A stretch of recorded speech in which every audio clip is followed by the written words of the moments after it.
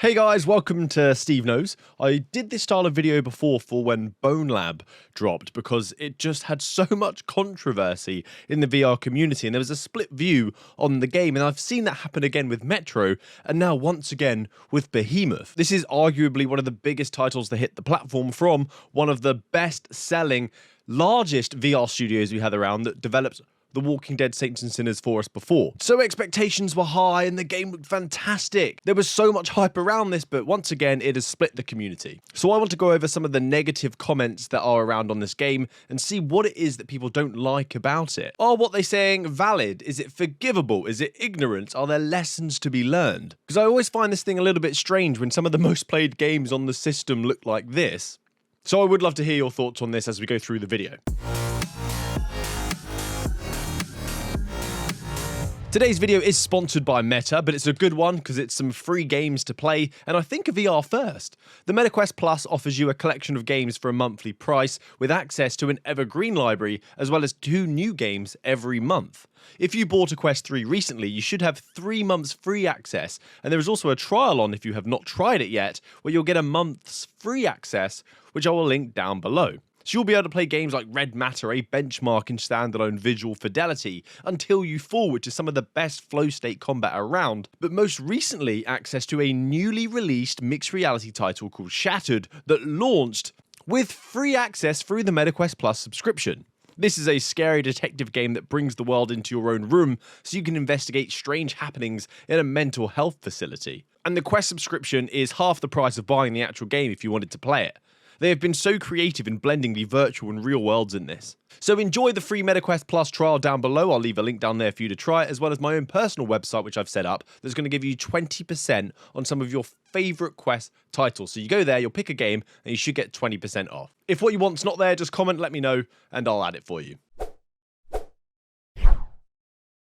So back to the video. In the VR community, these huge games, they don't come around very often. They are few and far between. But when we do get them, it's exciting because it attracts new VR players. It's an excuse for some of us to dust off the headset that's been sitting on the side for so long. But as I said, this takes lots of investment and a lot of money, so it doesn't happen often. Behemoth, to me, is trying to offer something that I haven't experienced in this medium before, and it's truly impressive when you consider that the Quest is actually running on a mobile chipset. When I first played this title, I played it on PC. When I was at work, I was just thinking about getting home and playing this game, and that doesn't happen often, which to me is often a sign that a game is either good or I'm invested in it. And something that shocked me about Behemoth is that if you go to the store, it actually says that it supports the Quest 2. This has been a topic of contention in the community, as I've heard people saying that this has held the game's potential back. Or at least its performance due to the optimization improvements required for it to run on Quest 2, and that time, effort and resources could have been applied elsewhere on some of the things that I'll be talking about in this video. Because to me, the game just feels really unbalanced. Things are just not as polished. Small annoyances keep creeping up, such as the swinging. I find the momentum in Behemoth a bit off.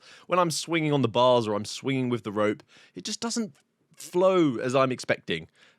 Bit sluggish. So now let's go over the bad reviews for Behemoth, a game that should have been one of the greatest titles we'd experienced on this platform. And it still can be, I suppose. We're just waiting for that Day 7 patch for the Quest. So one of the biggest gripes is the combat system. Time and time again, often hand-to-hand close combat can feel like playing Wii tennis in VR. But much like The Walking Dead, you have weight in your movement in this game. You can clang your weapons together, use ranged attacks, use the environment, a grappling hook, a special ability, you can parry, you can block, but the combat was really difficult. I myself was glad it was tough, but seemingly people have been complaining about that blocks don't register, which was a very common mention. This is probably one of the biggest topics and complaints about Behemoth, is that when people were parrying and blocking, it wasn't registering. And this is a hard one to gauge because you have to ask yourself, is it me being bad, or is it something that's just wrong with the game? But with so many people complaining about this, I think something is amiss, and pun intended.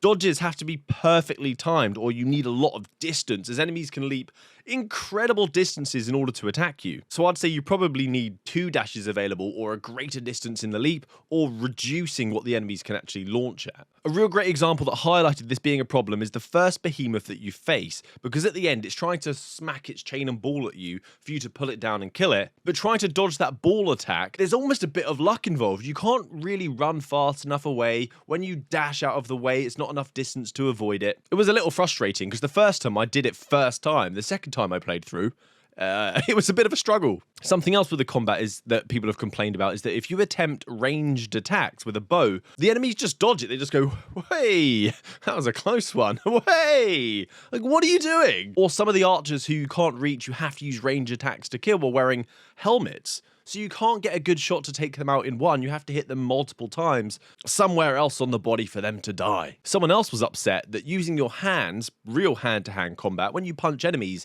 it doesn't register as damage. It would be nice to see them have a broken nose. And their statement, which has been sitting with me, which I really loved, is, "This is an expensive blade and sorcery with a Batman grappling hook." And time again, this game is actually being compared to blade and sorcery. I don't know why. Maybe it's because of the physic-like combat, but it's being compared to blade and sorcery's combat consistently throughout these reviews. Some other fair points were the load times between dying in combat and then diving in once again. One person said that they were writing this review whilst they were waiting for the game to load again. That was something that consistently occurred as well, the load times. Because once you die, you just want to dive in again, and if you have long waits and you die, you're losing motivation, you just kind of want to turn the game off. So something important to tackle. Another gripe seems to be, which I completely agree with, is the chaos of combat when you're in it is managing your inventory. Sometimes people were pulling a bow back and they ended up grabbing a weapon they didn't want to use. Trying to grab something from your side sometimes doesn't register. When you pick up weapons, where your hand is automatically placed is in a really awkward position, so you're going to have to swap hands, readjust. Rather than it being like, I'm right-handed when I grab a weapon, put it at the top of the handle because you know I'm going to use my left down below. Small things like that were really irritating. I would really like to see a backpack sort of implemented.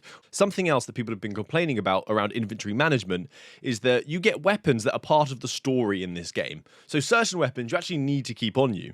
Because the double inventory system that they've got set up, where you can press B or Y and it gives you another slot to put a weapon in, just isn't intuitive. And when you're in combat and you're panicking, it just doesn't work. And I swear I was trying to put the sword that was part of the story-driven narrative into one of the secondary slots, and it wasn't letting me, meaning that I was almost forced to use that weapon because it was taking up a primary slot. So because of this, it doesn't really give you an incentive to try lots of different weapons, try different playstyles. It kind of narrows and constrains the way that you want to play, which is strange. It's a really odd thing to do. Now onto the visuals, another big topic. On Quest, there for sure is some fixed foveated rendering. At one point, I thought something was actually wrong with the game. I saw like framing or lines in my view, and I thought, what's this? Is something not loading? Is something popping? And I looked, and it turned out that it was the foveated rendering, and once you see it, you kind of can't unsee it, so it was a bit annoying. But I thought the game still looked fantastic on Quest. That aside, if you see my comparison video, compared to the PC VR version, it's brilliant, but I know people are saying that's because this is a Quest title that was made for PC or ported to PC, not the other way around. So the visuals are closer in fidelity because of that. Some comments were saying it was blurry, there's no beautiful effects, there's no immersive environment. Some people called it grey. Someone even said that Asgard 2 looked better, which I don't really think so. I don't really agree with that. With this being on a mobile chipset, you need to give it a grain of salt. But this visual upset was a recurring theme. So I am curious what you guys think. Do you think the game looks bad on Quest? And do you think it deserves the leeway because it's a mobile chipset? Even though Batman was a thing of beauty, it was brilliant, compared to the library of games that are actually available on the Quest, how does it hold up? I thought it was good. I thought it looked good. Another huge gripe, which is actually probably good to know for some of you watching, is that the game doesn't load for some people. On my PC play, when I first loaded it up, there was a black screen there for ages. I was just waiting, like, hold off. I'm waiting. And eventually it did load, but I can imagine the frustration of people super excited, downloaded Behemoth, they boot it up and it's just a black screen, and then the adrenaline, the hype, it drops, and they play the game, and every small gripe is going to start bothering them even more intensely. So the developers actually responded on a few points where people were complaining about this, and apparently that you should wait 2 minutes in the dark because it's waiting for a cache file to be installed, which is being downloaded from Meta's servers. So it was actually a Meta service problem if you were experiencing this, which is a little annoying, but good to know, and it is something that should be resolved rather soon. I don't know if it's resolved now or if it's coming with the patch, but it's something that they obviously need to fix immediately. Another gripe that I saw frequently was there's a loading issue in general. If you didn't have a weapon equipped or in hand as it was fading out and loading a new area, you were moving on to a new section of the map, you'd actually lose that item, which really stitched some people up. In the final boss, you need a special axe. It wasn't holstered during that section, and then when it reloaded, that weapon was gone. That is something that they really need to resolve, where the last equipped weapon you had, whatever you had in hand, even if you had dropped it, the last thing that you had equipped should be loaded with you when you move into the next section. Otherwise, you're going to be in this kind of soft boot loop that you can't get out of. But another complaint was there was a lack of high quality 3D cutscene, which is an interesting topic for me, and one of contention, as I've always praised virtual reality for being a medium where the story kind of unfolds in front of you. You're embodying the character, you are a camera, and it was an interesting challenge how you deliver a story through that perspective. But I guess that sentiment isn't shared. What do you guys think? Some other miscellaneous tidbits that happened on occasion that are good to know. The arena mode got slammed for not having multiple maps, even though it does say beta on it, so I'll kind of have to give that one a pass. But more maps, more than one map would be fantastic post-launch. I hope they have that. There were not enough behemoths, which granted, 3 is not enough. That is lacking hard. The game is called Behemoth. I want Behemoth. So I'm hoping that we get some free DLC, not paid for. I want free DLC to incentivize purchases of the original game for people, especially after this debacle.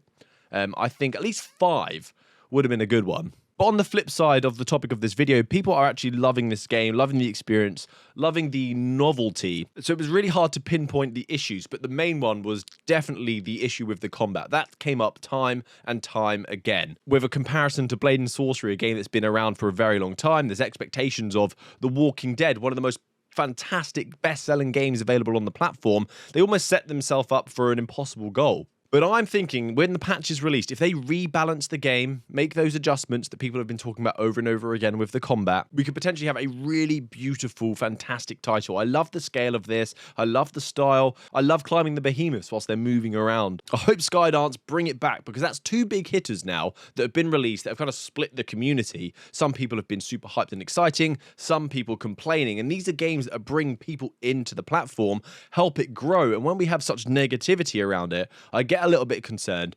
If it's warranted, of course, fantastic. Just because I love this platform so much, but that certainly doesn't mean that we should just sit back, roll over, and let them release whatever they want. Not in the slightest. So I'm actually quite happy with the reviews we got here. They've all seemed rather fair from what I've been reading, and I hope they take this feedback and will implement what the community have been saying, and we can get another VR win. So thank you for watching to the end of this video. My intention was just to understand what gripes people were having with this title, because I myself was a little confused because I was really enjoying the experience, but when I read into the problems that people were having, it made a lot more sense and it seems consistent. So I hope it itched your curiosity as it did mine, and we'll revisit the game after these patches drop.